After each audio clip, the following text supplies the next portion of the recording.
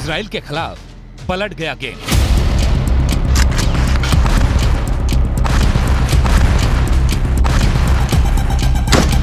Iran का खूंखार दस्ता लेबनान रवाना।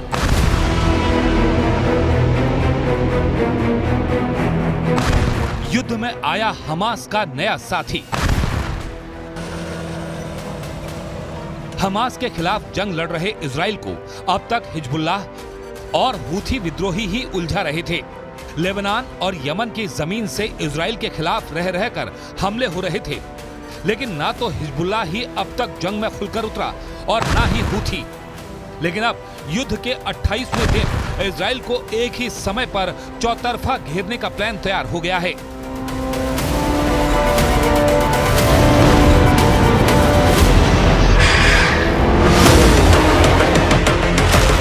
इराक में मौजूद ईरान समर्थित लड़ाकों ने युद्ध में उतरने का ऐलान कर दिया है।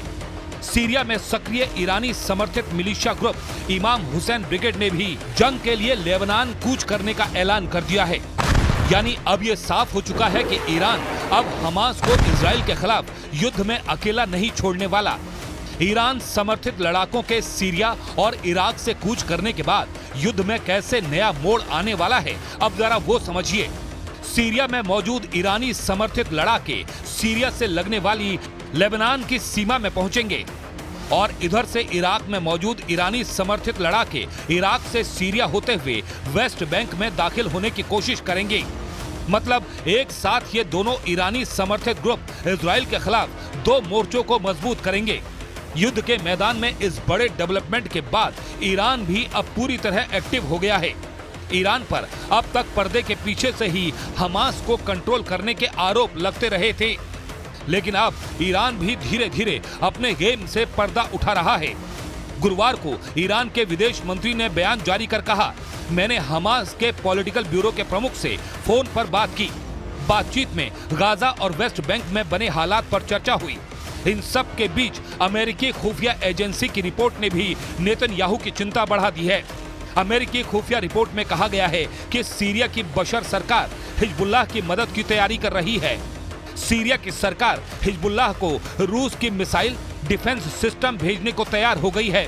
सीरिया ये मिसाइल सिस्टम रूस की वैगनर ग्रुप के जरिए हिजबुल्लाह तक पहुंचाएगा। हालांकि अरब देशों के खिलाफ सालों पहले युद्ध लड़ चुके इजराइल के लिए ये स्थिति नई नहीं है।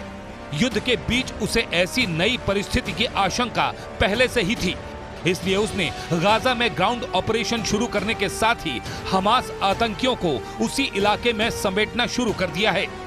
इजराइल के मुताबिक वो गाजा में हमास के इलाकों को चारों ओर से घेर चुका है। यानी हमास अभी अपने ठिकानों पर जिस जगह मौजूद है वहां से उसके पास भागने का कोई रास्ता नहीं बचा है। इस घेरेबंदी को इजराइल की सेना लगातार कसती हुई आगे बढ़ रही है।